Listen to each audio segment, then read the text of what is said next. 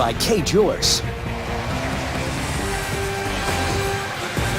You are watching the ACC on ESPN. Tonight, the Duke Blue Devils look to extend the nation's longest home winning streak as they take on the Elon Phoenix of the Colonial.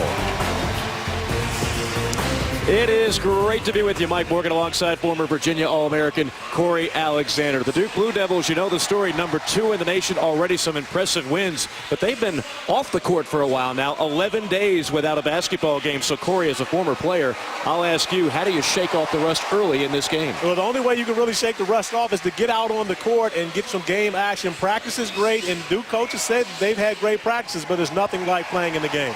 Recruiting, as we all know, is the lifeblood of any program, and the Duke Blue Devils have the #1 recruiting class, and it's already paying off major dividends. And the leader of that #1 recruiting class is the #1 player in the country, Jahlil Okafor, who's been even better than advertised, coming in averaging 17 points per game, shooting 65% from the field, and is the best big man in the country right now. Gotten a lot of help from Justice Winslow, one of the Duke's best defenders, and of course Tyus Jones coming off his biggest game at Wisconsin in a huge win, a road win for Duke a 2 weeks ago. And of course, Duke led by that man, head coach Mike Krzyzewski, now in his 35th season as Duke head coach, as he inches closer and closer to 1,000 career victories, 3-0 lifetime against Elon. It's rare to see a Coach K team start 3 true freshmen. That is the case. The 3 we just alluded to in Jones, Winslow, and Okafor. They've got some veteran leadership, though, with Emil Jefferson, and in particular at the guard spot with Quinn Cook, who's had a sensational season thus far.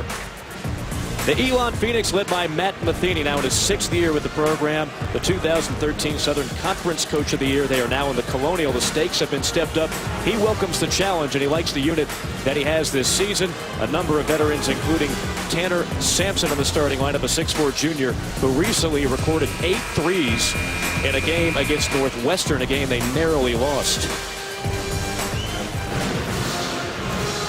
Another packed house here at Cameron Indoor. Okafor will jump center for the Blue Devils, and we are underway. Tony Green, Jamie Luckey, and Anthony Franklin, the 3 officials tonight here in Durham. Elon right away going inside, and right away feeling the presence of that man, Jahlil Okafor. But one of the reasons Elon wants to go inside is to see if they can get Duke into foul trouble and get Jahlil Okafor sitting on the bench, because they know it's going to be extremely difficult to guard him at the other end.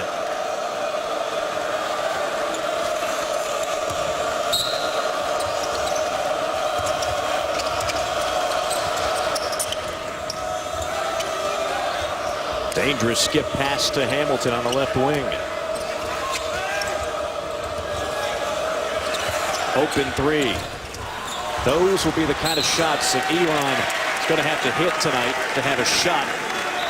Elon will get it back as it's knocked out of bounds. I thought some of the keys to the game tonight, Corey. Well, just as you mentioned, you kind of ruined it already, giving up a key for Elon. I've been known to do that. They have to be great from 3, no question about that. If a Duke on the other end, they've got to feed the monster, and the monster's out there. I should call him a Monstar. I don't know if you know about the Monstars, but we'll say monster for the day. Jahlil Okafor, he's, again, the best big man in the country, no question about it. Elon doesn't have anyone to stop him in the paint. It's going to be interesting to see how Coach Matheny decides to guard him, whether they're going to trap him, they're going to let him play one-on-one, because he knows the biggest player that Elon plays is 6'7". Okafor at 6'11", closer to 7 feet, and extremely skilled, will be very difficult to hold in check. Had a little bit of a shot clock issue. That was the cause for the delay. Everything is tweaked, and we're back with the action. And you see Duke putting that pressure on. This is the trademark of Duke basketball. They like to get out in passing lanes. We're not a very good defensive team last year, but now with a more traditional lineup, they've returned to their style of play. Another open 3 rattles out for Tanner Sampson.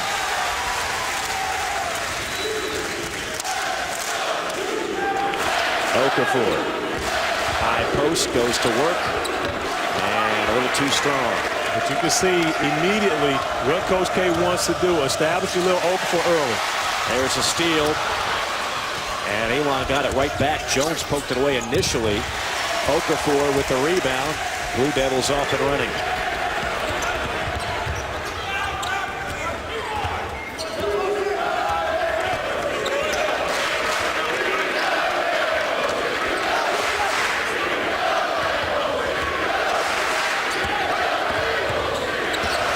Jefferson, nice pass. And a foul called as Winslow hits the deck. But for Duke, you can see already going a minute and a half in this game without scoring, and that's a long drought for a team that averages close to 90 points a game. One of the best, probably the best offensive team in the country. When you look at it, they've got a great post player, but they've also got very skilled perimeter players. And this young man, Justice Winslow, has really bolstered them defensively because he's so versatile on the defensive end of the floor. The 12 points a game are great, but I think he makes them much tougher than they've been defensively in the last couple of years. Foul was on Sabato. That really was the calling card this year for the team from Mike Krzyzewski. They scored a lot of points last year. They did not play typical Duke Coach K defense. This group has so far. And they have been able to do a lot of it this year. When you think about Tyus Jones and Quinn Cook playing 2 point guards and their ability to pressure the basketball and get out in the passing lanes, and then you talk about Winslow, you really have a good group on the defensive end, but offense is their calling card. This is Blake. Strong take right at Okafor.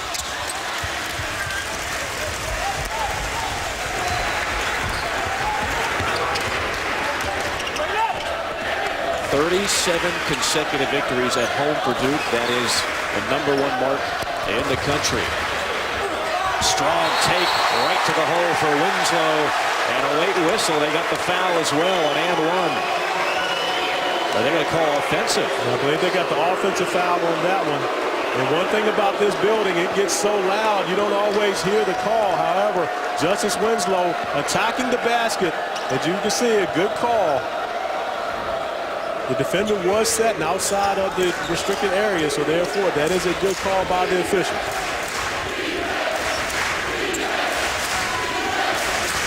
Hamilton around the screen. A teardrop. And Jefferson gobbles up the rebound.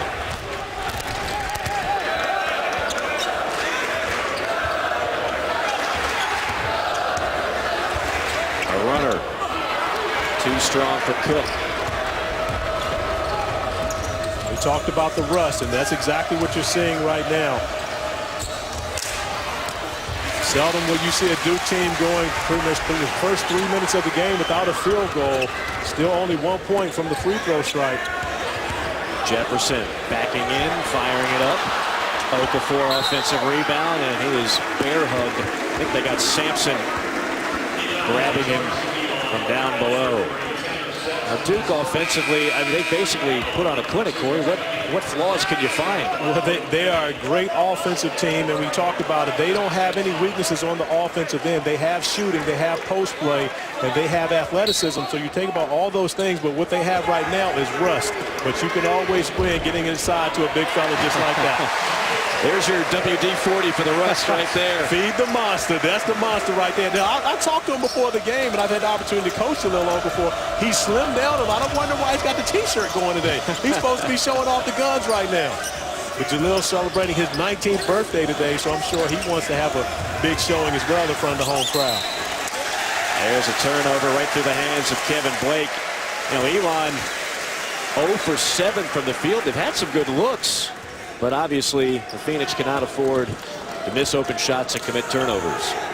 But one thing about Elon, also on the other end, they're one of the best in the country defending the three-pointer, giving up only 27% three-point field goal percentage on the defensive end.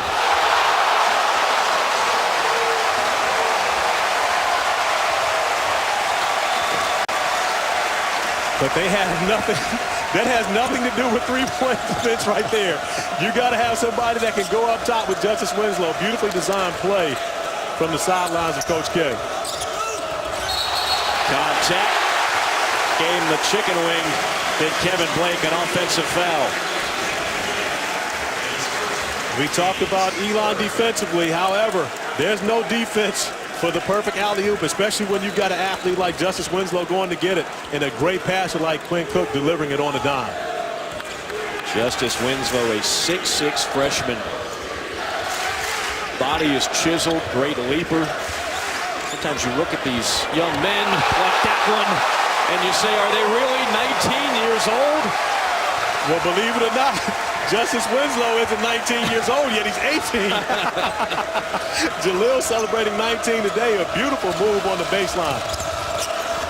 Nice take. for Luke Eddy. And Luke Eddy was the guy that Elon needed to get in the game. He's not a starter, but yet their leading scorer, and has had a great start to the season. Okafor traveled that time. He's very nifty with his footwork ordinarily, but picked up the step on that one. Not this time, though. Gets free, slams it home. Duke up early.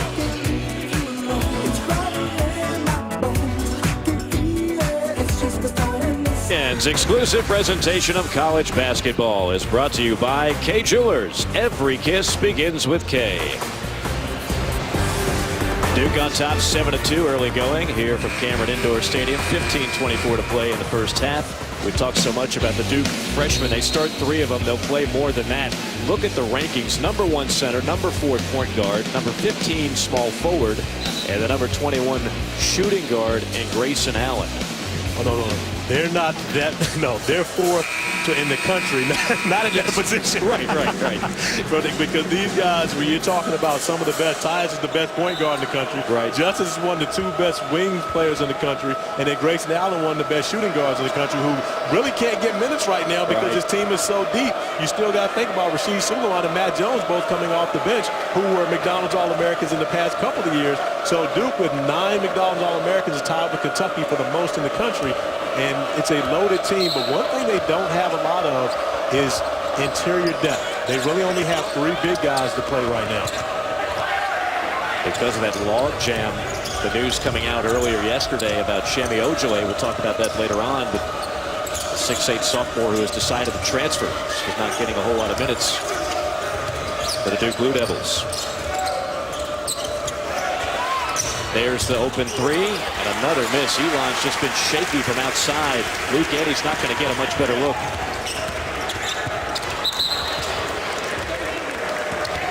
Out of bounds to Duke. You know, Ojale was a guy, a scoring machine in high school. He scored over 2,700 points. Just a case of a guy, Corey, where it just didn't fit right now into getting major minutes for Duke. Well, and one thing about, you know, when you come to one of the elites, the Dukes, the Kentuckys, North Carolinas, Kansas, on and on and on, there's not a huge window of opportunity. You either show that you're really good from the beginning. You can sit and wait, no question about that, and you earn your time. Emil Jefferson has done just that. But if you're impatient and you feel as though you need to be out there, this might not be the spot for you, and that's obviously what Ojale found. As Quinn Cook knocks down his first shot. That's the first shot from anyone other than the freshman to start this game off. So you see the folks at Duke is really getting those guys started off. But when you come to one of these places and you don't show early that you're going to be a contributor, you better have some patience, because there's always going to be new guys coming in that are ready to play. Elon could just not buy a bucket from outside. Duke goes inside, and an easy deuce for Emil Jefferson, the 6'9" junior from Philadelphia. And one of the benefits of the way Duke plays right now, they play 2 point guards. Steal, look out.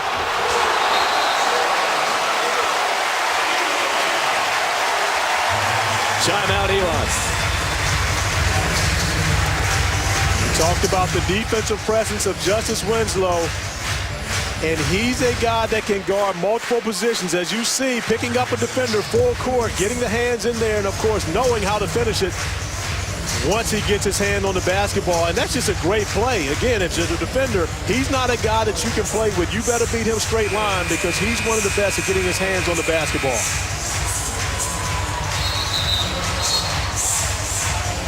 Now Duke got off to a little rusty start. Again, an 11-day layoff, but since then 6 of 6, and of course most of those coming in the paint.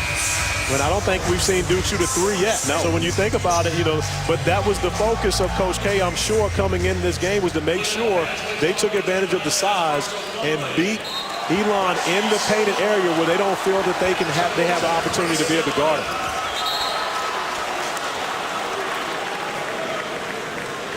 I believe they got Winslow whistled for a foul. What Duke has done offensively, you know, today's day and age of college basketball, you're shooting even close to 50%. That's a win.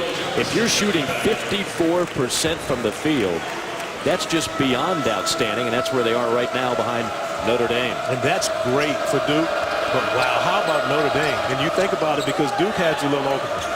And of course, August is very good at Notre Dame, but he's not Jahlil Okafor. And you think about Notre Dame with Grant and Jackson, Connaughton, they're doing it from the perimeter and is shooting 56% as a team. That's special for Mike Bray's group. Well, you know, Mike Bray does have some Duke ties, so I guess we can talk about him. That is true as well. The 6 degrees of Mike Krzyzewski. That's more than 6 for him. Blue Devils already going to the bench. The aforementioned Grayson Allen in the game now. Nice pass. Easy slam for Jefferson. Yeah, how about that? You take out Quinn Cook, Tyus Jones, and Justice Winslow, and you bring in Rasheed Suleiman, Matt Jones, and Grayson Allen. Not a lot of drop-off there, to say the least. You're talking about the most talented wing in college basketball.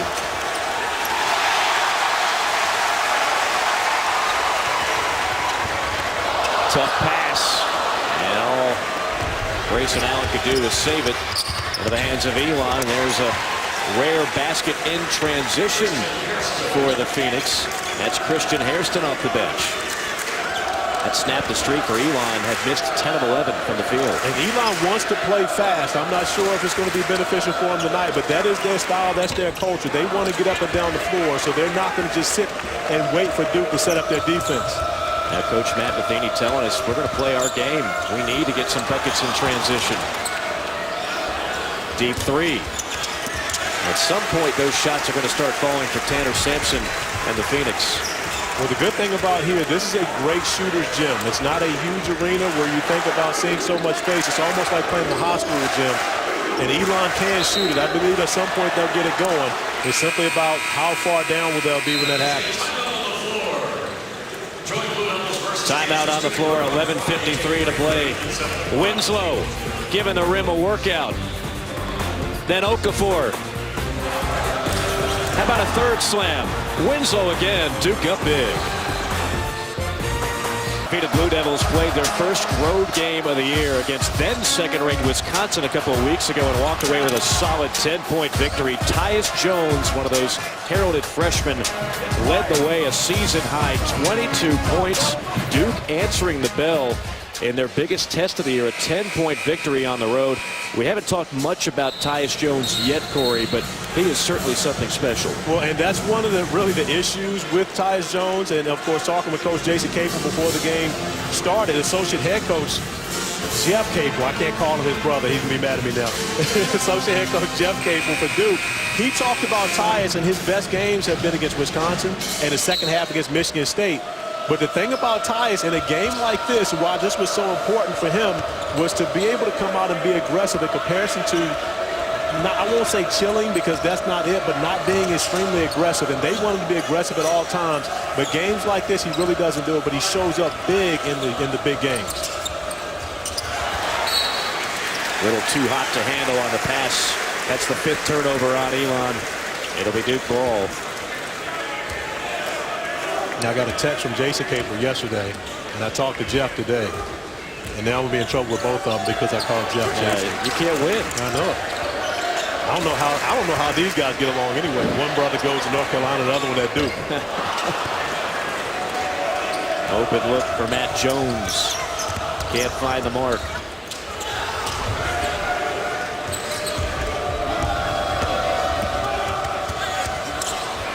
Nice bucket inside.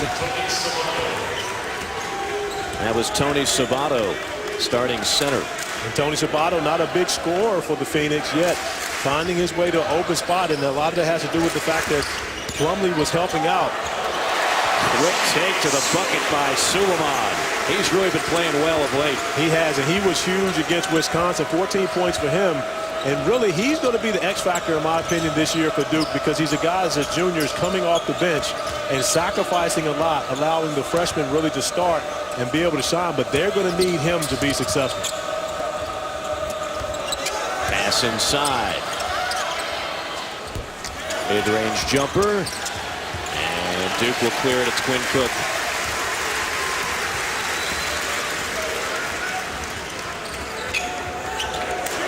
Crossover and the kick. Got it. Duke again just showing you a little bit of why they're so dangerous. You have so many guys that can attack you off the dribble, and then they have so many guys that can finish it on the three. Off the foot of Sabado. Rashid Suleiman finding his way to the basket as an attacker, scoring the basketball, and then, of course, a playmaker finding his buddy Quinn Cook over the corner, who's able to knock down the three ball. Quinn Cook, when you look at his career, I mean, you really have to size it up over 4 years. He's a career 42% shooter from the field, 36 from three, 83 from the line. His assist to turnover ratio is 2.5 to 1 for his career. And he has put together a heck of a 4-year stint here in Durham. And he really didn't play much as a freshman, so you have to think about the fact that he's gotten the majority of that done in 2 years.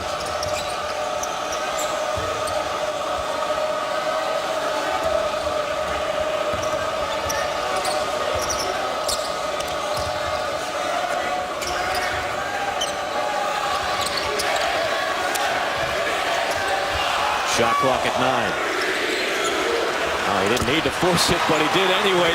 The crowd kind of gave him a false impression that the shot clock was ticking down at about 1. Austin Hamilton drills the three. And that's a big bucket from Austin Hamilton. They really needed that.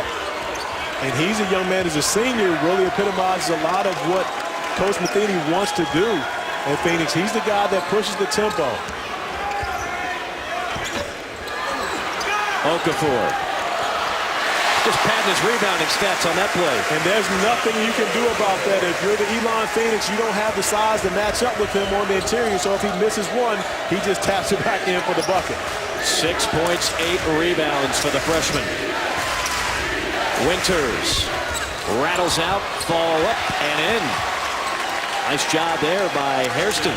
And Hairston doing a great job on the other end, the offensive rebound. And Duke playing a smaller lineup, 4 guards and Okafor right now. They've been susceptible in the offensive board on the last couple plays. Around the horn.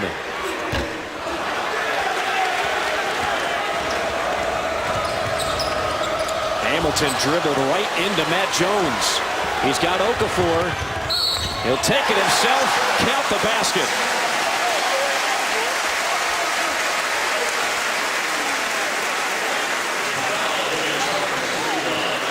And Matt Jones, now a sophomore, has made tremendous strides in his career here at Duke. Now a contributor, getting the job done defensively and then able to finish through contact for an opportunity for an and one at the other end. Matt Jones didn't get a lot of playing time last year, had to sit and watch. But this year has really found his way into the rotation and giving them another one of those long-range shooters able to step up and knock down threes. But you see now capable of finishing at the rim as well. Jones, one of the 9 All-Americans on this roster. In fact, his sister is a guard at Texas A&M. They're just the 3rd brother-sister combo to become McDonald's All-Americans. Wonder who won the pickup battles in that driveway. We need to put a camera on that.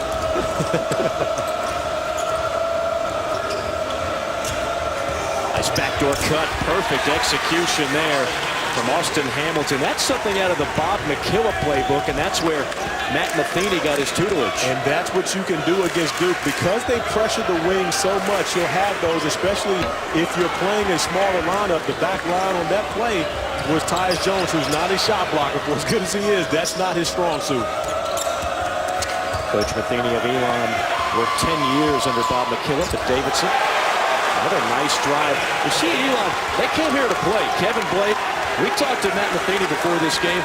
He wasn't scared of this game. He welcomed the challenge. No, we talked about it earlier. You know, they're going to get to a point to where they find their rhythm offensively, no question about it. It's simply about how far would they be behind and how much of a head start would they give Duke. Now Elon's starting to find their way on the offensive end. Okafor tried to knife in between a double team. Okafor ahead of the pack. And poked away by Luke Eddy. Great hustle by the reigning Colonial Player of the Week. Duke up by 10, 25-15 with 6:45 to play at Cameron.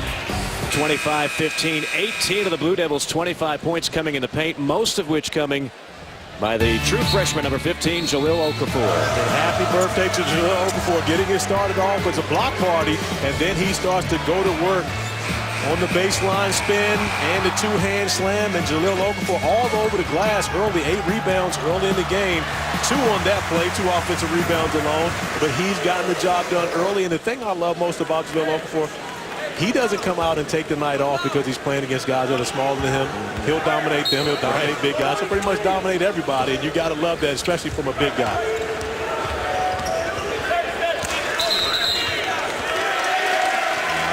Three-second violation, I believe, on Duke. A rare mistake. It's 7 turnovers already on the Blue Devils. That's not going to make that man very happy. And they only average a little over 9 a game. So you talk about the rust. The 11-day layoff is a long time in college basketball. And you can see that early in the first half from their offensive standpoint. 25 points for a lot of teams at this juncture would be good. But for a team that averages 90, they're behind the pace.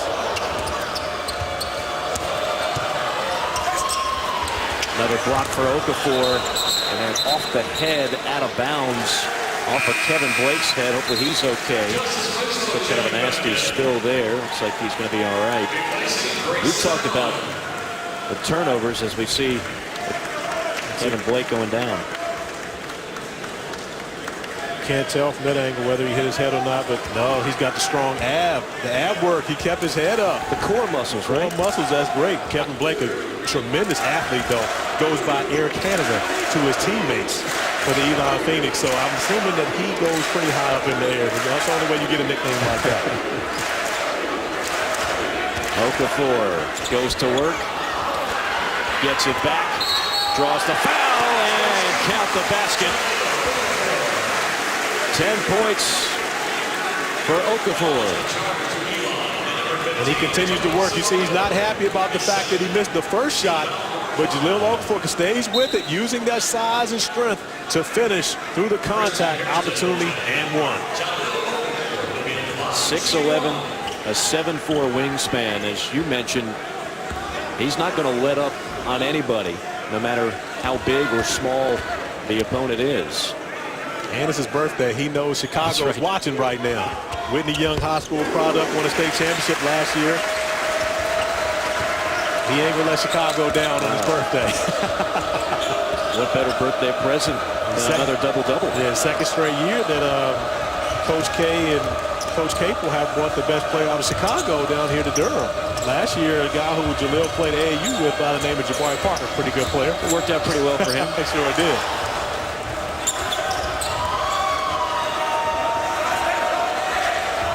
Shot clock at 8.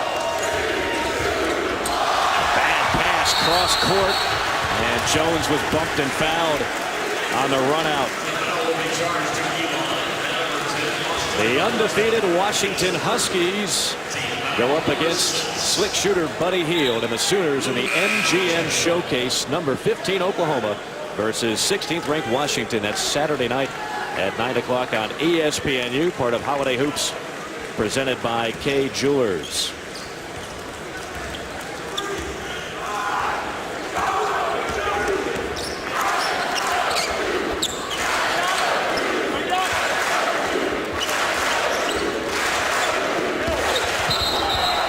Jefferson banging bodies, and Elon get credit there to Kevin Blake to draw the offensive foul.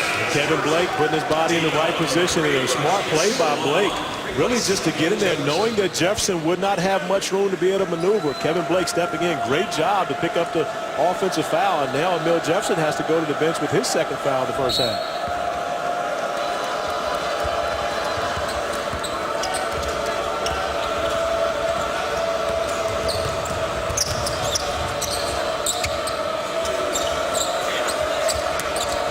Sampson. This is Winters, the son of the NBA veteran. Book it, nice shot. Mid-range jumper. That's 6 points.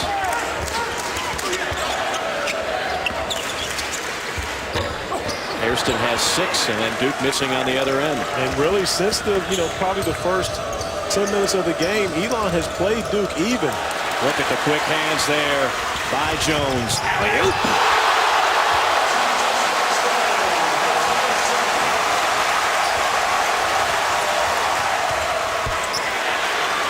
Quick response by Luke Eddy. A great comeback by Eddy. Not giving in to the crowd or anything simply because of the highlight play. Pushing it back down the floor and taking advantage of Duke getting back in transition. Okafor just played a game of catch with himself. Tapped it up, got it back. Winslow.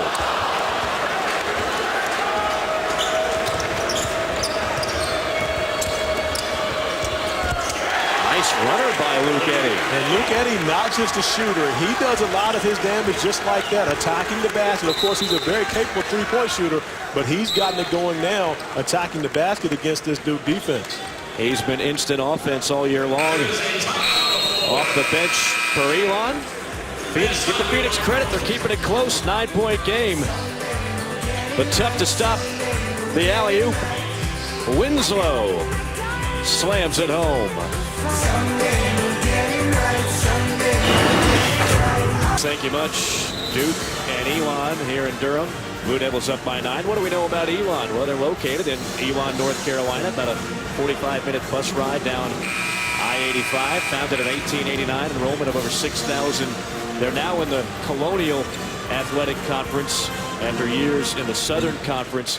And I asked Matt Matheny if there's one thing you want the people out there to know about Elon that maybe they don't. He just said, you know what, guys, we are a great school. It is a great place to come and learn and be a part of athletics and everything else. Very positive about his 6 years with Elon. When I got to know Coach Matheny a little bit last year, I had the opportunity to call the Duke-Elon game that was played at the Greensboro Coliseum. And one thing that he's consistent, he feels as though Elon has the most beautiful campus in the country. He loves that school.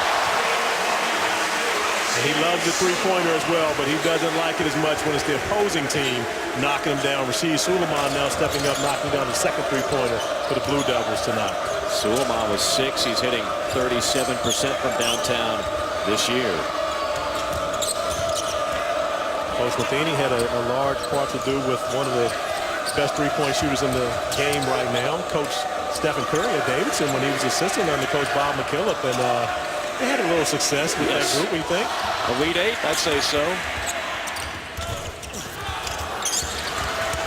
Good hustle by Elon. And almost got another attempt at it. One thing for certain, the Phoenix will continue to fight. They got down 19 at Missouri in their last time out, but continue to fight and actually ended up losing that game closely at the end. I think it ended up being a 5-point game, but they got back, had the ball, down 1 with 20 seconds left, unable to make a shot, but they kept playing. Nifty move there by Quinn Cook. He's got 7.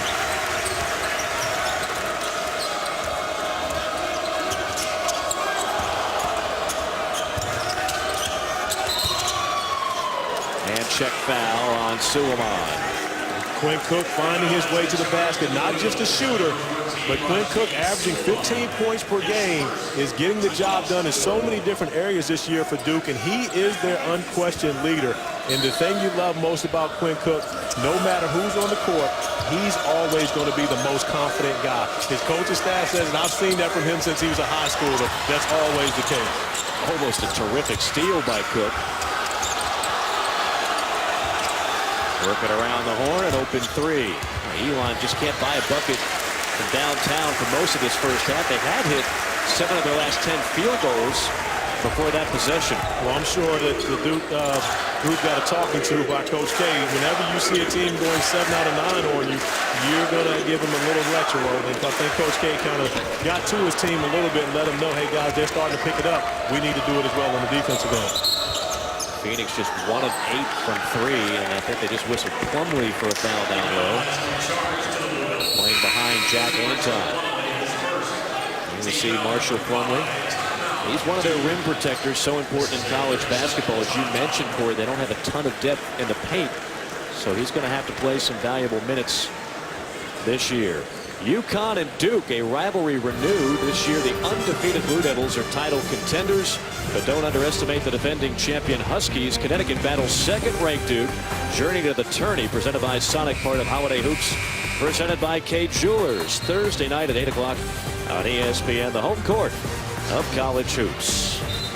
You see what UConn and Duke have done thus far. There is life beyond Shabazz Napier. Ryan Boatwright having a heck of a year for Connecticut. Absolutely, but as I look at this graphic and I see that Brema had 40 on 13 for 13, that's a good night. It's an impressive number, no question. That's a good week. He did it all in one night. Didn't miss a shot. 13 of 13 from the field.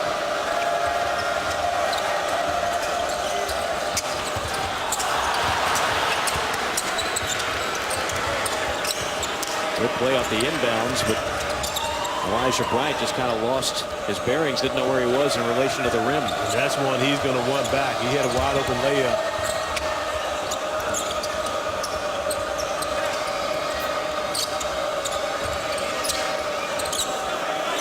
One of the reasons for the Elon struggles has been Luke Eddy had to go to the bench. He's back on the court now, unable to come up with that one, but he's their guy that really gets them going offensively.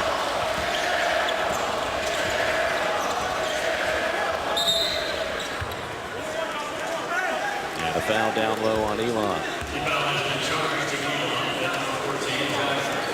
That's on Anton. Coach McCaney, and I hit you with a little nugget before the game, was a 4-year letterman on the football team at Davidson. Only played basketball 2 years, was a captain of both football and basketball as a senior at Davidson, but actually played 4 years of football and was playing professional football, American football, overseas when he got the call from Coach McCullough about coming back and being a basketball coach. You can sense talking to him. He's got some of that football toughness. Oh, yeah, he's definitely got the toughness. No question about it. He's not a man lacking confidence or toughness as a coach. You see what Okafor has done on his birthday. His 19th birthday already, another double-double. 10 points and 10 rebounds. This is the part of his game right here, Corey, that he needs to improve on the free throw shooting, because you know come March he's going to get fouled in some key spots. This is true, but he is a very good shooter as well. That's one of the other attributes to his game. A very good shooter for a guy that's pretty much 7 feet. Okafor, give him another rebound. That's 11. Watts it. Oh, great job of poking that ball free from behind. It was Hairston on the steal. Basket here would go a long way for Elon if they can get some momentum going into halftime. Get this down to 13, maybe even 12. It gives them a little life going into the locker room. Shot clock is off.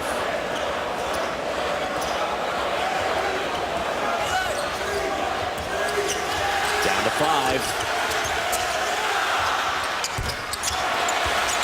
And that's how the first half will come to a close. Elon, despite the fact that the Phoenix are just 1 of 9 from 3, staying competitive, but have no answer for that man. The top freshman and maybe the top big man in the country. 10 points, 11 rebounds for Jahlil Okafor. Duke on top 36-21 as we set at the studio. You're watching ESPN's Holiday Hoops, presented by Kay Jewelers. You're watching the ACC on ESPN. The Duke Blue Devils leading Elon 36-21 at the half, trying to extend their nation's best 37 overall home winning streak, 113 consecutive home victories against out-of-conference opponents. Mike Morgan alongside former Virginia Cavalier All-American Corey Alexander. Great to be with you here on this Monday night. Pretty much what we expected so far in terms of the score, but one of the things we talked about, Corey, was 11 days off for Duke, exams, the rust factor, not playing a game. How do you think they showed so far? Well, I think they've done pretty well. However, 9 turnovers early for Duke in the first half. It's pretty much their average for a game. When you look at that, it's something that you see the rust is definitely hitting them early. Of course, one guy who did not look very rusty, the big man in the middle with Okafor, but give the credit to Elon. They got some good shooting early on. Absolutely. Luke Eddy was the guy that really got them going, and it was because of his penetration that Elon was able to get a rhythm going offensively. But on the other side for Duke, they made it simple. Put it in with 2 hands. Justice Winslow on the break, doing it defensively. Emil Jefferson under the basket, not with the 2-hand dunk, and then again on the alley-oop is Justice Winslow with the highlight slam. for the Blue Devils. You see the numbers, the Duke Blue Devils. Ordinarily, you see 52%. You say that's a great half. That's actually 2 points below their season average, the number 2 in the nation in field goal percentage. And, of course, for Elon, they shot the ball well at times, but from behind the arc, just 1 of 9. Obviously, if the Phoenix are going to make a run of it tonight, that number will have to improve. And that's one of the big staples of their program, being able to shoot the three-pointer. And without that, they're going to have a hard time having success here in Cameron Indoor Stadium. Same starting 5 for the second half for the men in white. And back to work, it's Okafor. A quick pivot and a fadeaway jumper. That's a little extra something in his repertoire. It's there, though, and it's unfair that he has it. When you talk about a guy that size, with his athletic ability and his skill, it's pretty much not fair. So many things to love about Okafor's game, and I love about it. He's a big man who loves to play big. And we talked before the game, and, you know, I get a lot of people calling me, especially NBA scouts, asking me questions about a lot of these guys. I had the opportunity to coach Jaleel Okafor in the Hoop Summit this past spring. Offensive foul on Tyus Jones. And when people, you know, they ask questions, they say, well, who does he remind you most of? Well, in my opinion, he reminds me most of Tim Duncan. I had the opportunity to play with Tim Duncan his rookie year in San Antonio. And Jaleel is a back-to-the-basket guy who's extremely difficult to move off of the block. But as you can see, he shoots the ball. He has huge hands. He's a very good passer. And when you think of all of those, the one guy at a 6'11", you know, it may not be quite as athletic as Tim Duncan, but close. And Tim Duncan's never really been known to be a great athlete. Right. But, you know, when he was in college, Tim was very thin. You know, Jaleel's a lot bigger than Tim was, you know, when he was in college. Yeah, they list Jaleel at 270, and you and I were on the court watching him warm up. The first thing you noticed, he looks leaner, but not skinny lean, just fat into muscle lean. Well, he's toned up, and, of course, that's what happens with pretty much all these guys. Coming into college, you get on a good weightlifting regimen, and you eat better, most likely. You're not eating your fast food before your high school games. You're actually eating good meals. From that standpoint, the guys normally lose a lot of body fat. Nice pass inside to Jefferson. Great look by Tyus Jones. There's a lot of true freshmen in college basketball that are great shooters and scorers. I haven't seen many that had the instincts and the great passing ability of Tyus Jones. And I've been watching him since he was a freshman in high school, and he's played the same way. He's normally always the smartest player on the court. And he's a guy, of course, he can score very well. It's not a question about it, but his passing ability and really leadership ability are the best attributes of his game.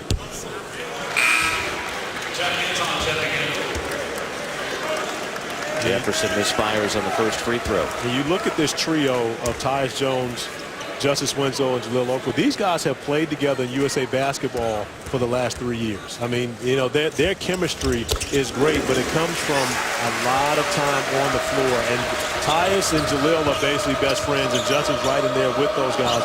They don't go many places without each other, which is part of the reason why they all ended up here at Duke together.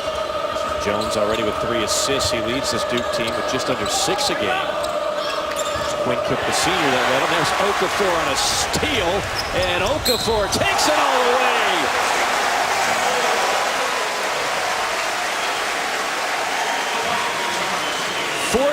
Points for the big man, who didn't look real big on that play. He looked like a guard here. Well, how many 6'11" guys in the country can do this? We talked about the huge hands, but the touch also to be able to finish it. And he's not just doing it because it's his birthday. He can do this type of thing all the time.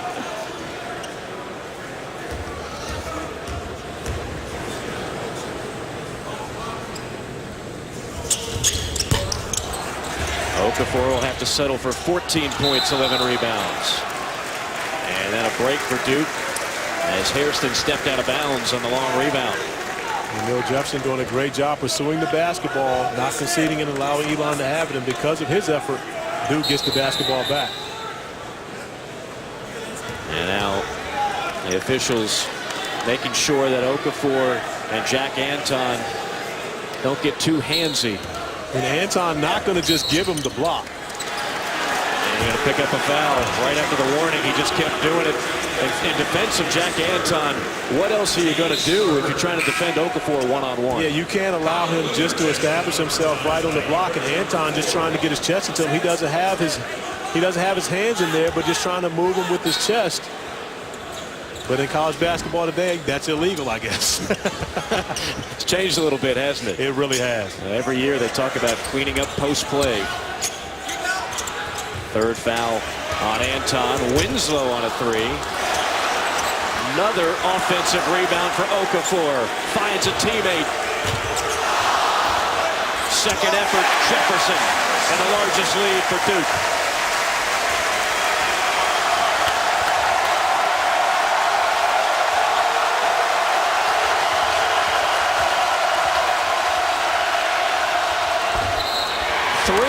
The foul. Finally, Tanner Sampson, their leading scorer, who was held to a goose egg in the first half, buries a triple and a chance at a 4-point play. And a great response from the junior Tanner Sampson for Elon at a time where Duke's crowd really starts to get into it. Jahlil Okafor's going. Emil Jefferson picks up the offensive rebound and score, and they come back with a 4-point play. That's a huge play for Elon, and of course more important to get Sampson on the board. Cook fouled him. First 4 points of the game for Sampson out of Aurora, Colorado. High school teammates with Ryan Winters, now his college teammate. And a bump foul as Winslow got hit in the air. And that's a tough matchup really for any guard, having to guard Justice Winslow coming off those screens. One thing that Justice Winslow has been this size since he was about 15 years old. He didn't come to Duke and put on a lot of extra muscle. He's been this big for a long time, so he knows how to play with that size and that weight and does a great job maneuvering around the basket. That's why he's such a matchup problem, because with his strength, but he's still able to move and be very agile as a point guard. So that's why he's so difficult, and which makes him a great defender, and also because he's pretty much stronger than everyone he's going to play against. He has struggled at the line this year, and an empty trip there, but another offensive rebound. This time Jefferson. Cook. Okafor had it. Might have gotten fouled. No call. Here come the Phoenix numbers. And a three. Knocked down by Hamilton. Two back-to-back possessions now. Seeing the senior, Austin Hamilton, knocking down a three.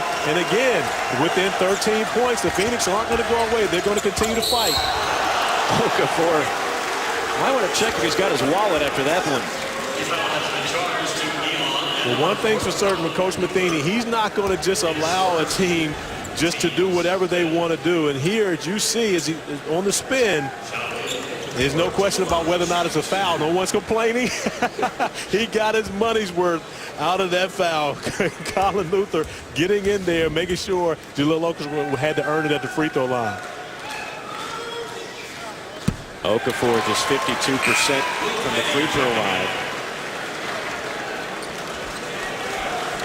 And you talked about his free throw shooting woes. He hasn't shot the ball well from the free throw line. He may start getting the hack of Jahlil every time they come down the floor, because they can't guard him if they let him score, if they let him play. So from that standpoint, he might be getting fouled a little bit more.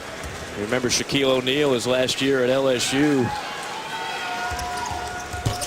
That poor guy had bruises all over his body after every game. That wasn't just at LSU. That was his entire career. He got fouled pretty much every time he touched the basketball.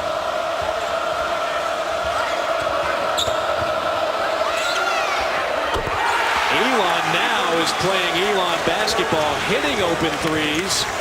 They had him in the first half. They're connecting in the second. Okafor makes it look easy. If you're going to foul him, you cannot allow him to be able to get the shot up and finish. Great pass in. Of course, his skill level allows him to make these shots. But if you're going to add that extra and put him on the line, make sure he doesn't make that shot. It's a lot easier said when I'm sitting up here 40 feet above the court.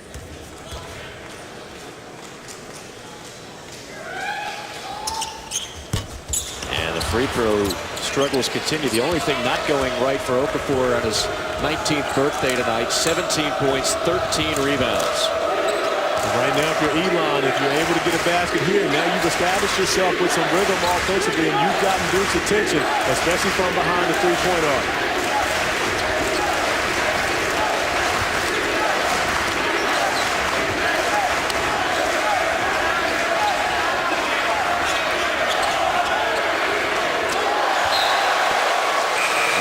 Forced error there on Luther. And the Phoenix give it away. 12 turnovers on Elon. Phoenix hanging tough. Duke up 13 with 15:57 to play.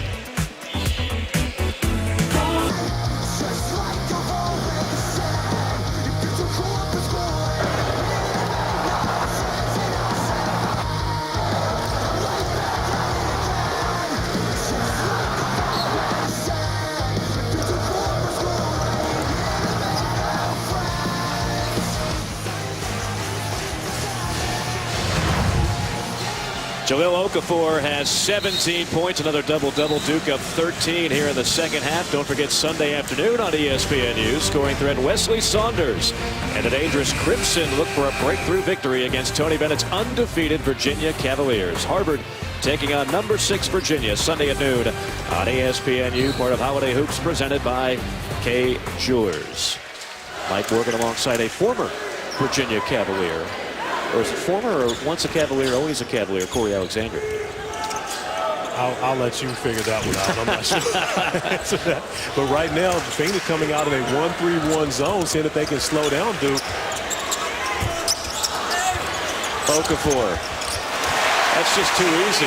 Well, and the problem is, again, if you're Duke, it's simply about just get a shot. Because if you get it on the glass, he's going to go get the offensive rebound. There's very little Elon can do about that.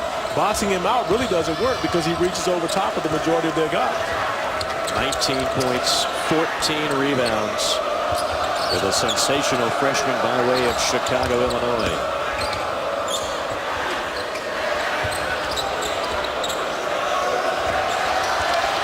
Steal. Breakaway. Lay-in. Suleiman.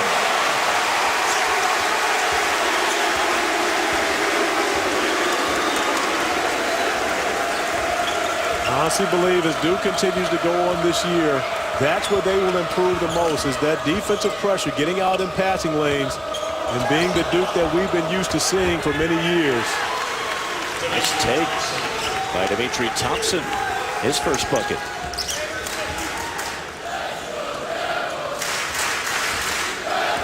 This 1-3-1 zone is finding the spot. Now if you're Duke, do you settle for all jump shots or continue to try to attack?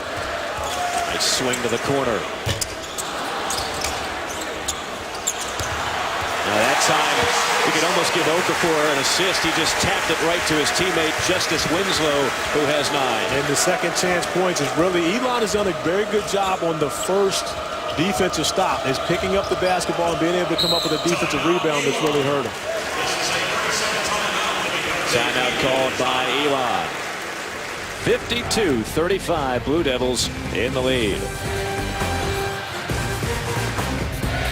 ESPNU brings you coverage of the NCAA Division III Football Championship. 2 teams take the field and vie to become national champions. NCAA Division III Football Championship presented by Northwestern Mutual. Friday at 7 on ESPNU. 3 things you can be certain of in Division III: death, taxes, and Mountain Union will meet Wisconsin Whitewater in the title game. That's happened 9 of 10 years. And speaking of college football, David Cutcliffe has really brought the Duke Blue Devil football program to a whole other level. Wallace Wade Stadium, the construction going underway right now. Didn't take long for the Bulldozers to roll in just 2 weeks after the end of the football season. The 85-year-old stadium looks like this, and now renovation plans include removing the track, lowering the field, constructing a new press tower, and adding seats and installing a new scoreboard. You can thank David Cutcliffe for that, because that man has done a sensational job with a program that really struggled on the gridiron for a long time. You know who else you can thank for that? Who's that? Coach Mike Krzyzewski. It all comes back to Coach K, doesn't Well, it? you want to know why? Because he said he doesn't care, doesn't matter. He will stand in front of a bulldozer. This building will be here for as long as he's alive. Right. And this is where Duke will play. So they don't have to put much money into this place. You can put it in the football field. 3 for Justice Winslow, who has 12 now. All 3 true freshmen in the starting lineup making big impacts so far tonight. By the way, this is the 75th anniversary of Cameron Indoor Stadium. 75 years. One of my favorite places to play in college basketball. Nice job going to Tony Sabato, who was quarantined in the paint. 6 points for Sabato. And this 1-3-1 again. for Elon, can they come up with the defensive rebound? It's not about getting a stop. It's about finishing the play. And the answer is no on that possession. Another second chance opportunity for Duke. And again, this team is way too good to continue to give them that many opportunities. Run out. And the layup is good for Thompson.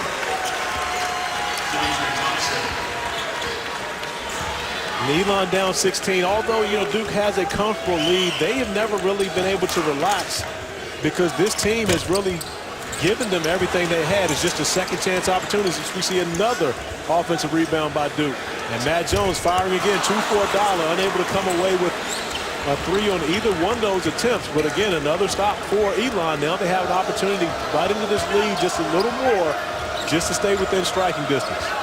8 offensive rebounds, 18 overall for Okafor. And another shot buried by Dimitri Thompson. He's given him good minutes off the bench. He's got 6, and it's down to a 14-point lead. And that's what Coach Matheny talked about, how much fun it is to coach this team. And now to come up with the turnover, because he knows that they're going to continue to fight regardless of the circumstances.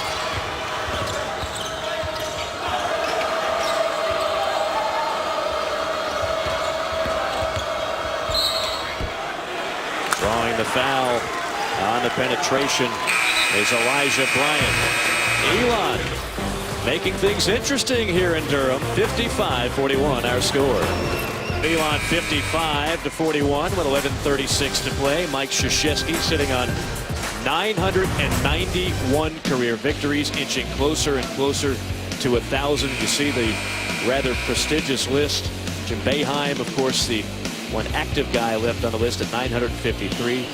Bobby Knight at 902. Dean Smith 879. Speaking of Dean Smith, assuming Duke has any kind of season that you would expect this year in the ACC, he will pass Dean Smith for the most ACC wins this year. All he needs in that category is 6. What a career for Mike Krzyzewski. Absolutely. And you talk about, just that graphic alone, and you talk about the coaches in that, and you have so many coaches out there saying you realize how hard it is just to win one game in college, to have 991. That's amazing. He had his game against his alma mater, Army, a couple of weeks ago, and that was obviously a special trip down memory lane. And it kind of allowed us to go back to the process of how Coach K got here and how patient Duke was, and the amazing job he has done building Duke into a powerhouse. That's a great play by Rasheed Suleiman, getting inside of that zone and finding Emil Jefferson. And again, whenever it's a zone, the tendency is to sit around and shoot jump shots. That time, Suleiman doing a great job attacking, not settling for a jump shot.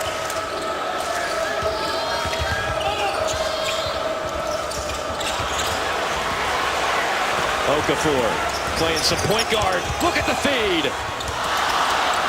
Got to finish, Suleiman. Oh, he's going to have a conversation with Sheed after that one. You can't blow the big fella's assist. Second effort on the stitch back. It's Thompson. And Dimitri Thompson has really stepped up his production here in the second half, giving Coach Matheny a lot of energy, a lot of effort.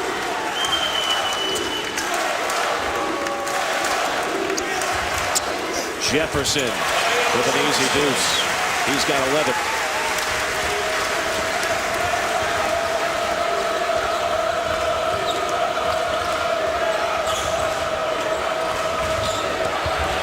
There's a steal by Jefferson.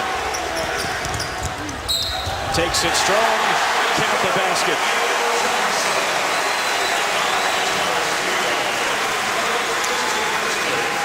We talked about the X factors for Duke this year, and I mentioned Rasheed Suleiman earlier, but this guy right here, Emil Jefferson, is going to be another one of those guys, a veteran basketball player who focuses on the defensive end of the court, not necessarily offensively getting the job done. Although he is a capable scorer, he's a guy that's willing to sacrifice his offense to make them a much better defensive team. Blue Devils just 6 of 14 thus far tonight for the free throw line.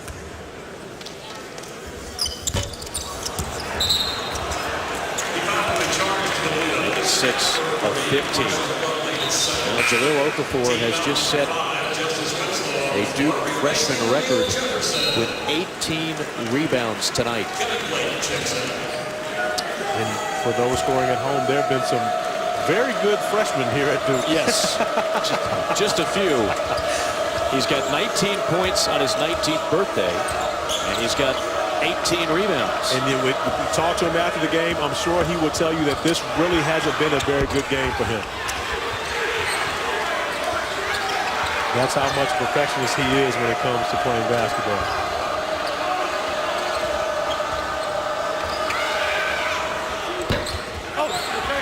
Plumlee tears away the rebound.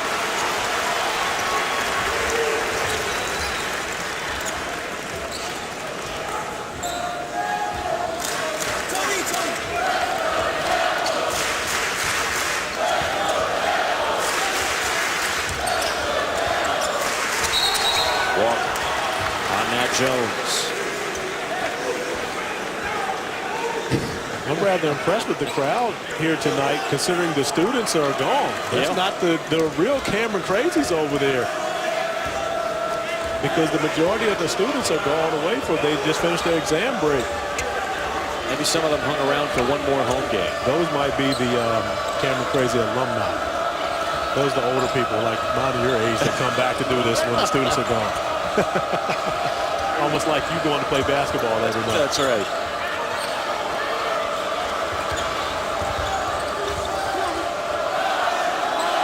Sampson wants a screen.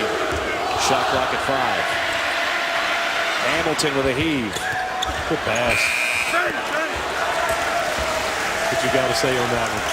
Yeah, great pass by Austin Hamilton. If it was finished, he would have gotten an assist. Absolutely. I would have gave it to him anyway. Sure. I'm not sure if the scorekeepers would have.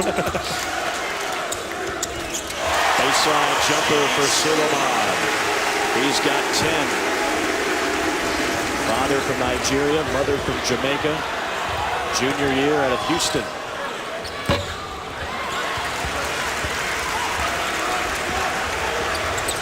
Duke trying to pull away. As Winslow is whistled for an offensive foul.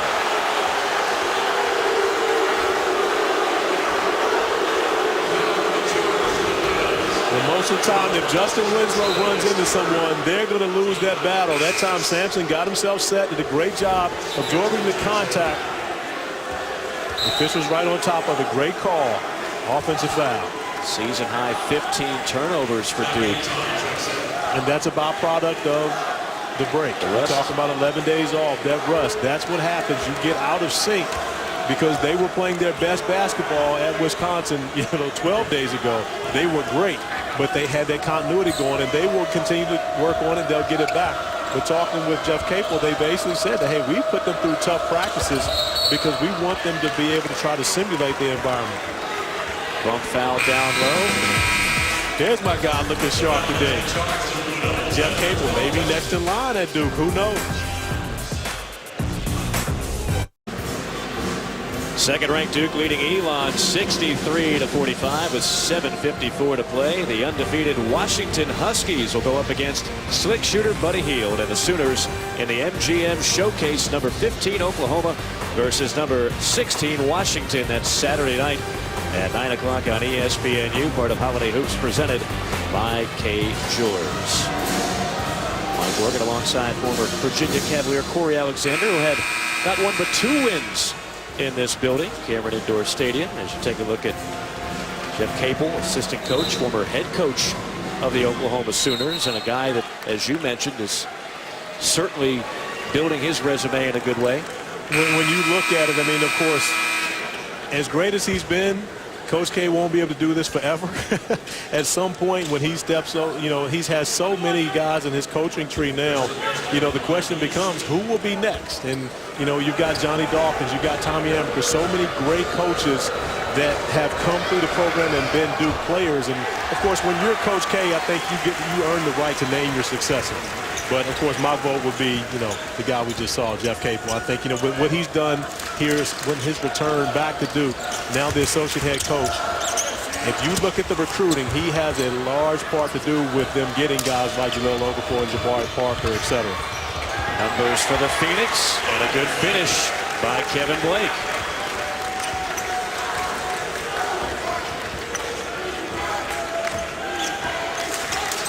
If you're wondering, the last time Elon defeated an ACC school, you got to go back to 2005. They defeated Clemson. Tigers at that time led by Oliver Purnell. Now up to Paul.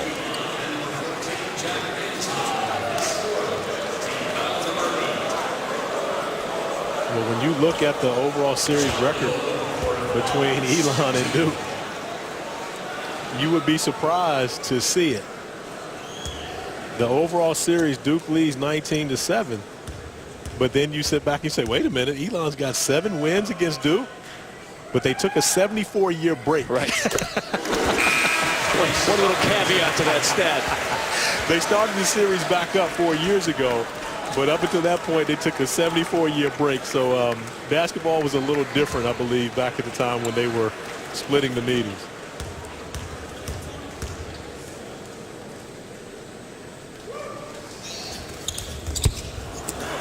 One for 2 for Okafor. He's got 20 points now, 18 rebounds.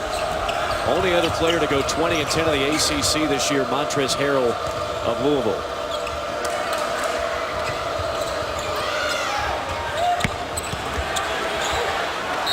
Out of bounds to Duke.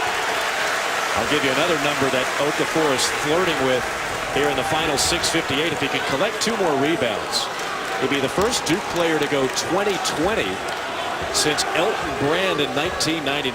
I would have won that trivia question. Yeah? Yeah. Elton Brand was an unreal rebounder.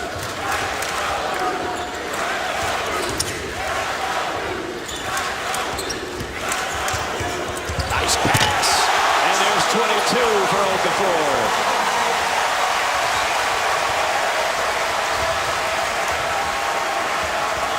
And the thing you love most about that play is the unselfishness of this Duke team. Quinn Cook with the drive.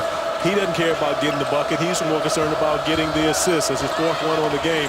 But he's been the guy that this coaching staff has really credited for helping these young players come along, because as a senior, he didn't, come in and say, hey, this is my team, you guys take a back seat. He sacrificed and given up a lot of his role to help these guys out. Okafor getting fouled again. Quinn Cook the entire time knows that this is going to be a pass. Great point guard play, rewarding the big fella. And when you've got a big like this, you want to make sure you keep him happy. Unfortunately for Duke, they will only have him for about the next 6 months. Yeah, I think a lot of NBA teams would be hard-pressed to pass Jahlil Okafor. Realistically speaking, talking to a lot of NBA scouts and teams, as loaded as the draft was a year ago, with Andrew Wiggins, Jabari Parker, Aaron Gordon, Jahlil Okafor would have been the #1 pick last year had he come out. You go back to the team with Montrezl Harrell, Aaron Gordon, Marcus Smart, was a U19 team that played 2 summers ago, coached by Billy Donovan, Shaka Smart, and Tony Bennett. Jahlil Okafor, as a 17-year-old, was a star on that team. You just don't see many guys his size with that youth that move as well as he does. And that want to play with their back to the basket. Right. Stepped out of bounds, no basket. In a lot of ways, Okafor is a bit of a throwback, and he'll hear it from the crowd here. 23 points, 19 rebounds. 19 is a good number for him today. Yes, it is. It's not a 20-20, but 19 on his 19th birthday, I'll take it. Absolutely. Take the 23 to go with it in the scoring column. We're going to see Okafor again. Duke starting to pull away up 20. Nice move. Everything but the bucket for Suleiman.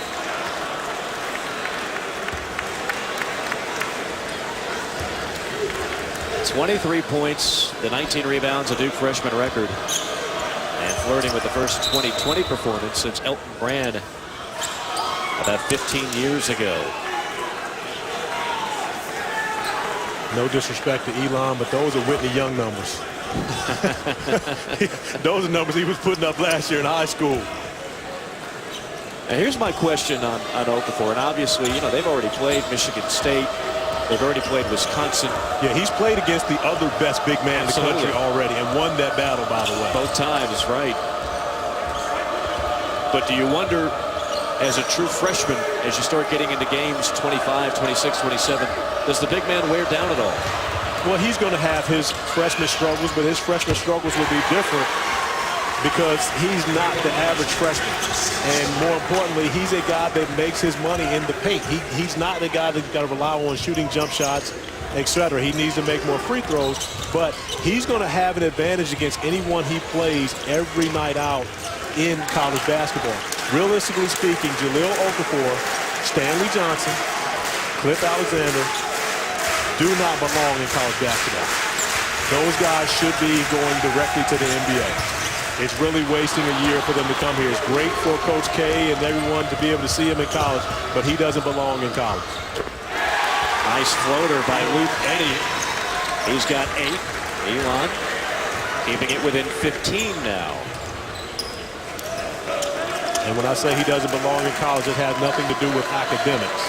It's solely about the fact that he's that good to where he could have gone directly out of high school to the NBA, where, let's face it, our best players in the last 15 years have done. Kobe Bryant, LeBron James, Tracy McGrady, etc. These guys went from high school to college. It's not a college basketball rule. That's the NBA that doesn't allow them to come out right now. Big night for that big man.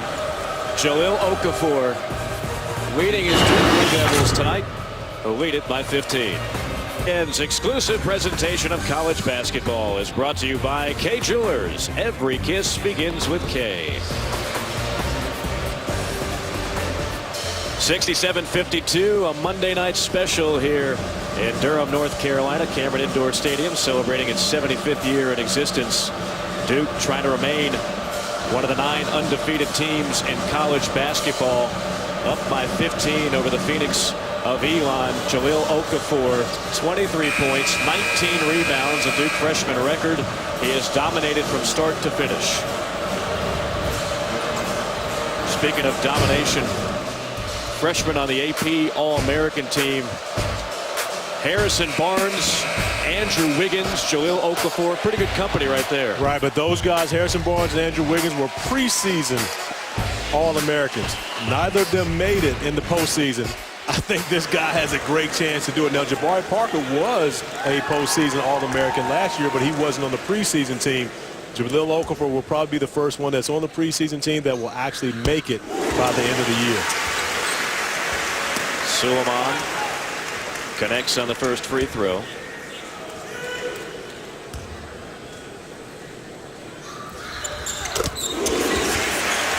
Points for the junior. Yeah, one thing about Duke, they haven't been able to bury Elon. I mean, down 17, and that looked like a foul. They got away with it, but that was the 20th rebound right there for Jahlil Okafor. As he plays point guard and turns it over. Give it to the guard, big fella. But he's got that 20th rebound, so now it is a 20-20 game for Jahlil Okafor. First one for a Duke player since Elton Brand in 1999. And I believe that's the only reason he was back in the game. Most likely we will see him exit very shortly.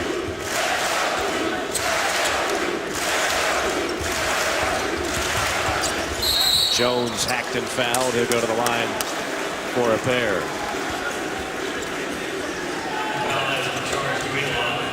There you see first 20-20 game by a freshman in Duke history, the first one overall in 15 years. I have a feeling that young man might be primed for another 20-20 game before this season's over. Well, there's a possibility. I mean, he chases the basketball. He doesn't just wait for it to come to him. If he doesn't get the ball, he'll go get it off the glass. And offensive rebounding is why he got the 20 tonight. He's been all over the offensive board. He's been a guy that's continued to do the job defensively. But the offensive glass is really where he's padded those numbers tonight.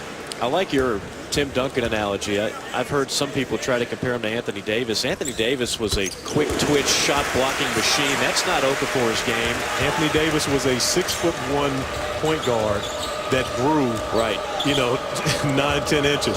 He's been a big his entire life. Right. And Davis did not have the offensive repertoire his 1 year at Kentucky that Okafor already has at Duke. No. But they're both from Chicago. Maybe that's there. You go. They are both from the Windy City. But hey, one is from Mean Streets. Now there's a difference. Anthony Davis is Mean Streets AAU program. Jahlil Okafor is Mac Irvin Fire. There's a big difference. There's a big rivalry between the two of those teams now. Corey Alexander breaking down geography here tonight. Okafor, look at that move. 25 for the freshman.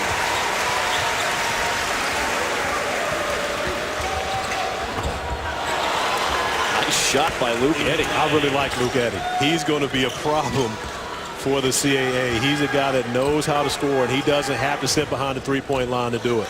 He had 27 off the bench. They nearly defeated Missouri. They lost to Northwestern in overtime, and they beat Miami of Ohio. So in terms of an out-of-conference schedule, Elon has definitely bulked it up. They're ready to go in the Colonial.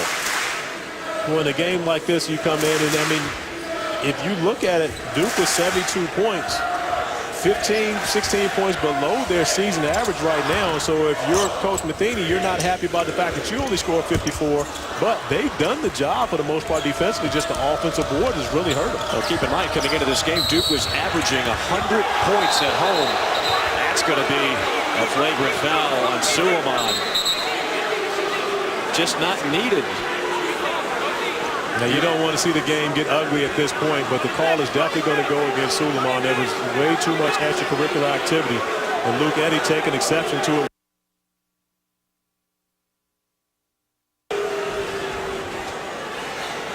There's already the foul as they caught it. Well, now you see it. That again, it's always the guy retaliating, getting caught. But it was Eddy who actually grabbed Suleiman's arm.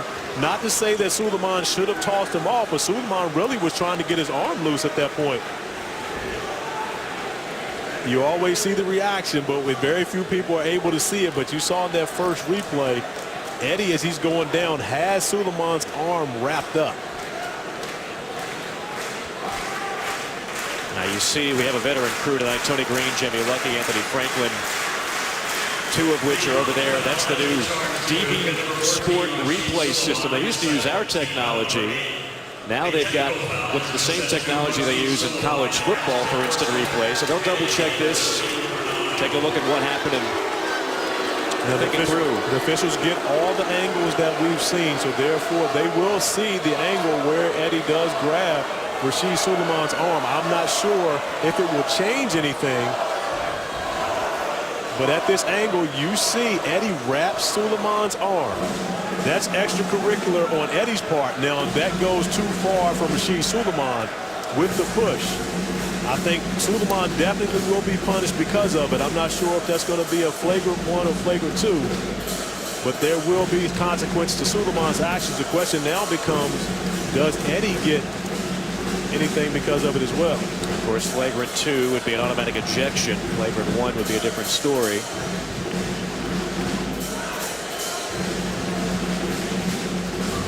You wonder what the distinction is. You know, years ago, back when you played, Corey, they had what's called an intentional foul. They got rid of that terminology. Now it's flagrant 1, excessive and or unnecessary action, not a legitimate play on the ball, hold or push from behind. Flagrant 2, which you rarely see, excessive, severe, and or extreme. And obviously any type of vulgarity, abusive conduct, those result in an automatic ejection. Both result in 2 shots to the basketball. And by the letter of the law, I believe that will be a flagrant 1 on Rasheed Suleiman because it was excessive, but it didn't go over the top. It didn't escalate into a fight or anything of the such, and he walked away from the situation. So I honestly believe it will be a flagrant 1 on Rasheed Suleiman. I don't think the officials will toss him from this game, especially after seeing that he was retaliating.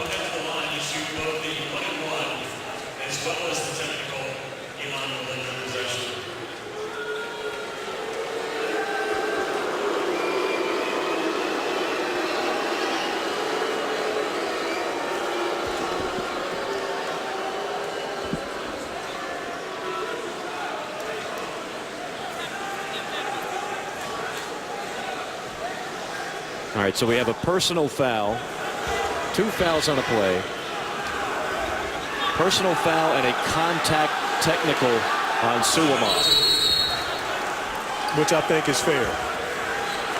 And Duke has just called a timeout while Elon gets ready to go to the free throw line as we take another look.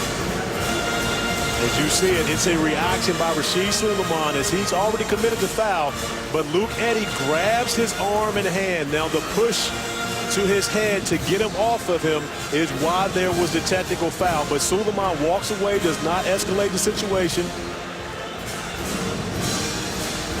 The officials get in, doing a great job, stop everything, and that's why Suleiman was, Eddie walks on the back of Suleiman at that point, but Rasheed Suleiman at that point really does a great job showing restraint because he doesn't allow for anything to escalate.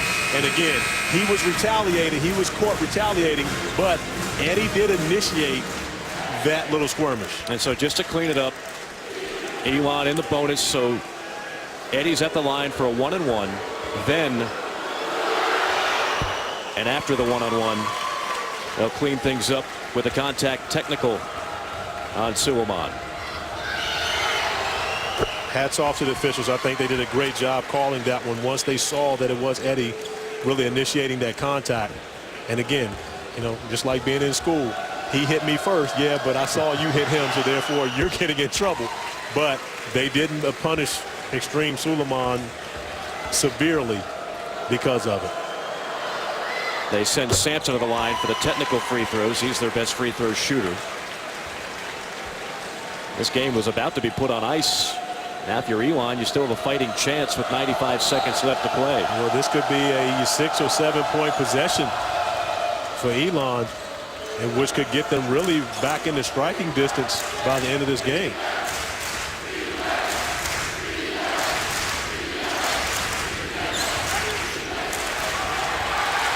Great hands and a steal by Grayson Allen.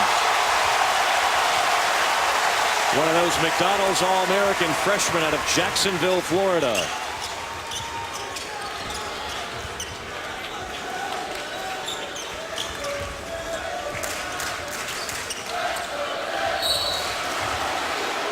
And a foul on Elon with a minute and 1 second remaining.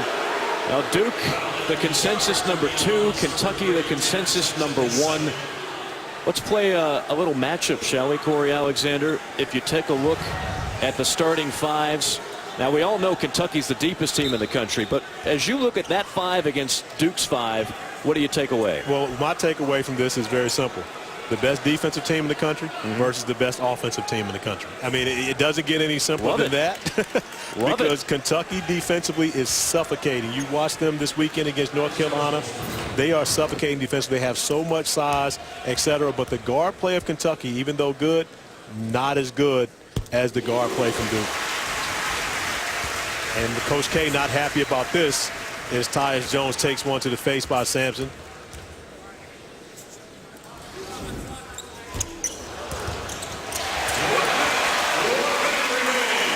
Under a minute left. Duke up 15 with the basketball. And it'll be another trip to the free throw line for Tyus Jones. Jones and Winslow have been good tonight, but the other freshman, Jahlil Okafor, has been sensational. A 20-20 night on his 19th birthday. Yeah, at this point, you can't even call it, it's 25-20 now. You can't even say 20-20 anymore. Once you put that other 5 points in, it's got to be 25-20 now.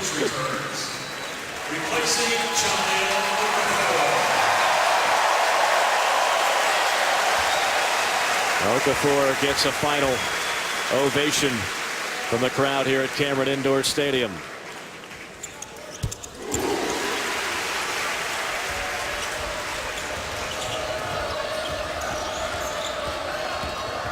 Eddy. Wow. I'll tell you what, Luke Eddy, what do you got to do to get in the starting lineup? He had 27 off the bench in the last game. Well, you know, for him, I think it's not a scenario where it's about he's being better as a starter. I think Coach Matheny likes him coming off the bench because he gives them a different scoring punch. He's got Austin Hamilton as a starting point guard, but yet when Matheny comes, when when Eddie comes in the game, he gives him a scoring punch. Hamilton not much of a scorer, but now he has the opportunity to play often against backups and reserves. And he's their leading scorer coming off the bench and their overall leading scorer, and been very good tonight for the Elon Phoenix.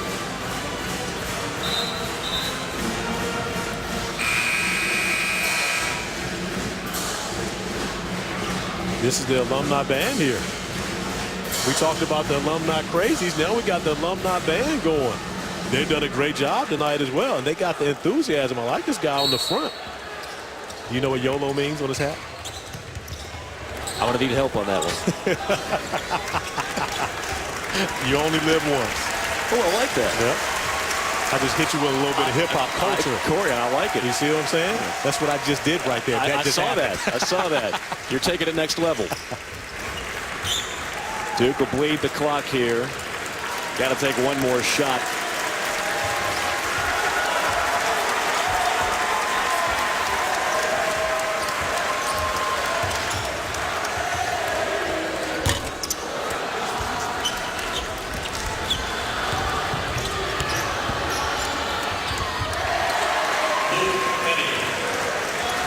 The Duke Blue Devils are going to extend their home winning streak to a nation's best 38 in a row, 9-0 on the season. Your final score, Duke 75 and Elon 62. That man, Jahlil Okafor, with a career night, might be the first of several. 25 points and 20 rebounds. Coming up at 9 on ESPNU, it's the road to college football playoff. We'll be back in a moment for post-game coverage, but first let's take you to the studio where Anish Shroff and Dino Gaudio are standing by. All right, thank you.